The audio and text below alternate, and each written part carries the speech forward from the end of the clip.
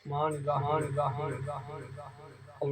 صل على سيدنا محمد آذن الجود والكرم وآله وبارك وسلم الصلاة والسلام عليك يا سيدي وعلى آلك وسلم عليك يا الله। हाफिज साहब ने माशाल्लाह बहुत अच्छा कलाम नाते कलाम पढ़िया, जिहदे विच एक लफज आया ताजे बिलाली। ताज बिलाली सैयदना हजरत बिलाल रजी अल्लाह तआला अन्हो उन्हां दे मुतल्लक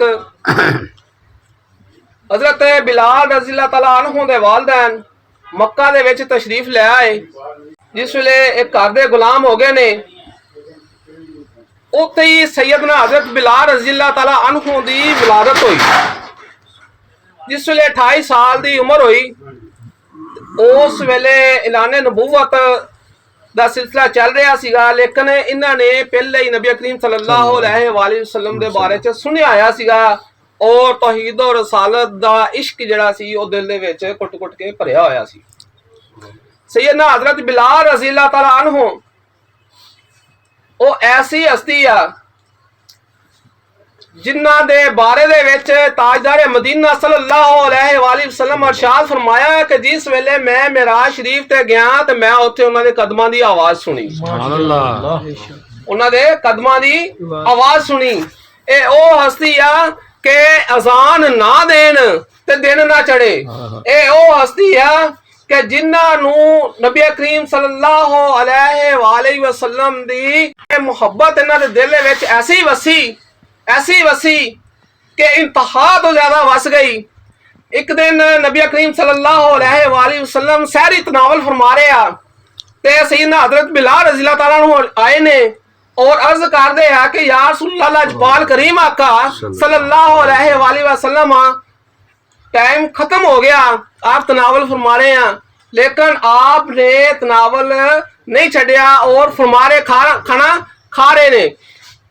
थोड़ी देर फिर अर्ज करते ने कि या रसूलल्लाह लजपाल करीम आका सल्लल्लाहु अलैहि वसल्लम के टाइम सहरी दा खत्म हो गया, लेकिन आप सल्लल्लाहु अलैहि वसल्लम तनावल फरमा रहे आ। फिर की फरमाते आ कि मैनू रब्बे काबा दी कसम आ, मैनू अल्लाह दी कसम आ के टाइम सहरी दा या रसूलल्लाह लजपाल करीम आका खत्म हो गया तो नबी करीम सल्लल्लाहु अलैहि वसल्लम फौरी तौर पे हाथ रोक लिया, छाड़ दिता खाना।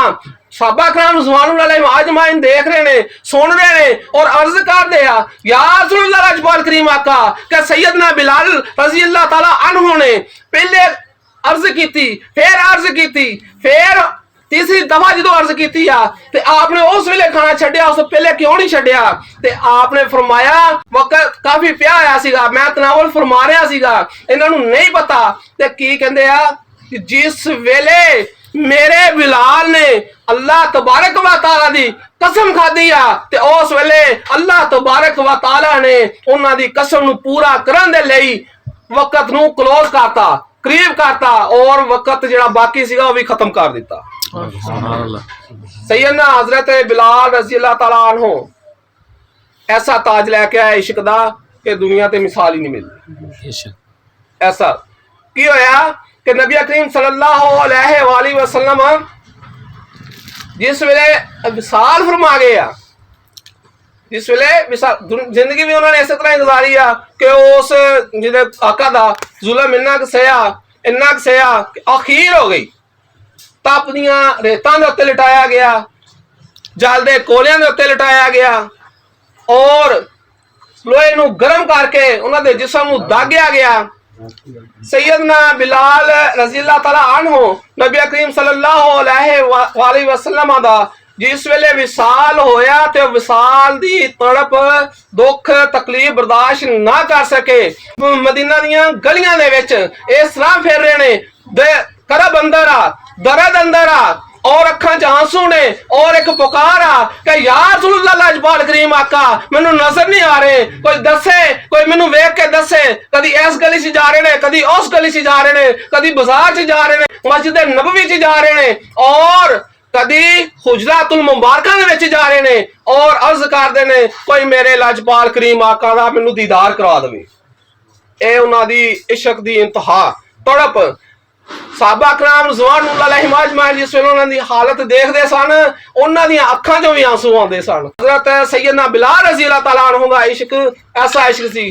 ਫਿਰ ਕੀ ਹੋਇਆ, ਉੱਥੋਂ ਨਿਕਲੇ ਨੇ ਚਲੇ ਗਏ ਨੇ ਸ਼ਾਮ ਦੇ ਵਿੱਚ, ਸ਼ਾਮ 'ਚ ਚਲੇ ਗਏ ਨੇ। जिस वेले सैयदना हजरत उमर फारूक रजी अल्लाह ताला अन्हु ने फलस्तीन फतह किया, उस वेले सैयदना उमर फारूक रजी अल्लाह ताला अन्हु ने फरमाया कि बुलाओ साडे सरदार बिलाल नू। की लफ्ज बोलिया, साडे सरदार बिलाल नू और बुलाओ। बुला के लियांदा, उन्हें कहा कि फलस्तीन दे विच अज अजान तुसी पढ़नी आ, अज अजान तुसा पढ़नी आ, असां अजान तुहाडी सुननी आ। उन्होंने अजान दा शरफ हासिल किया। हुण उन्हां दा तरीकाकार की सीगा, जिस वेले अजान पढ़दे सी अल्लाहु अकबर कहंदे सन, फिर अल्लाहु अकबर अशहदु अल्ला इलाहा इल्लल्लाह, अशहदु अल्ला इलाहा इल्लल्लाह। फिर जिस वेले होंदा ना अशहदु अन्ना मुहम्मद रसूल, उस वेले नबी करीम सल्लल्लाहु अलैहि वसल्लम दा दीदार करदे सामने। जिस वेले इस लफ्ज़ से आउंदे सी, उस वेले उन्हां दी तड़प जिहड़ी सी ਉਹ ਅਖੀਰ ਦੀ ਸੀਗੀ। ਜਿਸ ਵੇਲੇ ਨਬੀ ਕਰੀਮ ਸੱਲੱਲਾਹੁ ਅਲੈहि ਵਸੱਲਮ ਸਾਹਮਣੇ ਨਜ਼ਰ ਨਹੀਂ ਸੀ ਆਉਂਦੇ ਤੇ ਉਸ ਵੇਲੇ ਗਸ਼ ਖਾ ਕੇ ਗਿਰ ਜਾਂਦੇ ਸਨ। ਫਿਰ ਇਸੇ ਤਰ੍ਹਾਂ ਹੀ ਇਸੇ ਦਰਦ ਦੇ ਵਿੱਚ, ਇਸੇ ਕਰਬ ਦੇ ਵਿੱਚ ਜ਼ਿੰਦਗੀ ਆਪਣੀ ਗੁਜ਼ਾਰ ਰਹੇ ਆ। ਤੇ ਇੱਕ ਦਿਨ ਸੁੱਤੇ ਹੋਏ ਨੇ, ਰਾਤ ਨੂੰ ਸੁੱਤੇ ਨੇ ਤੇ ਖਾਬ 'ਚ ਕੀ ਵੇਖਦੇ ਆ ਕਿ ਨਬੀ ਕਰੀਮ ਸੱਲੱਲਾਹੁ ਅਲੈहि ਵਸੱਲਮ ਲਾਜਪਾਲ ਕਰੀਮ ਆਕਾ ਖਾਬ 'ਚ ਆਉਂਦੇ ਨੇ ਔਰ ਕਹਿੰਦੇ ਨੇ ਕਿ ਐ ਬਿਲਾਲ, ਐ ਮੇਰੇ ਬਿਲਾਲ, मैनू ही भुल गया, मेरे को आना ही छड़ दिता। तड़प के उठे ने, इंज उठे ने और उस वेले अपनी ऊँटनी दे ऊँट ते सवार होए ने और मदीना पाक नूं चले गए ने।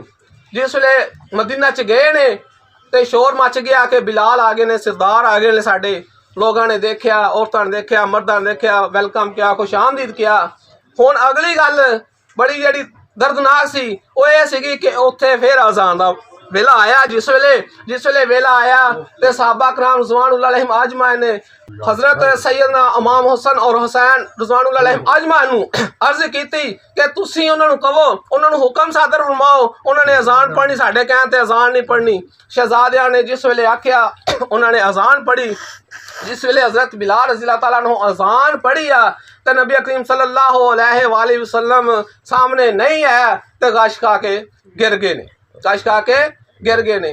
उन्हां दे मुहब्बत दी इंतहा, उन्हां दे इश्क दी इंतहा, उन्हां दा साह नाल जिक्र मुस्तफा करना, ये उन्हां दी मुहब्बत दी ऐसी मिसाल आ कि दुनिया ते कोई कायम कर ही नहीं सकदा। इहनूं ताजे बिलाली कहंदे आ, इहनूं ताजे बिलाली कहंदे आ। जन्नत दे विच कदम पहला हजरत सैयदना बिलाल रज़ी अल्लाह तआला अन्हु दा नबी करीम सल्लल्लाहु अलैहि वसल्लम अरशां ते जान मिराज दे वाक़े दे विच ते आके फरमान कि मैं उत्थे बिलाल तेरे पैरां दी आवाज़ सुनी है।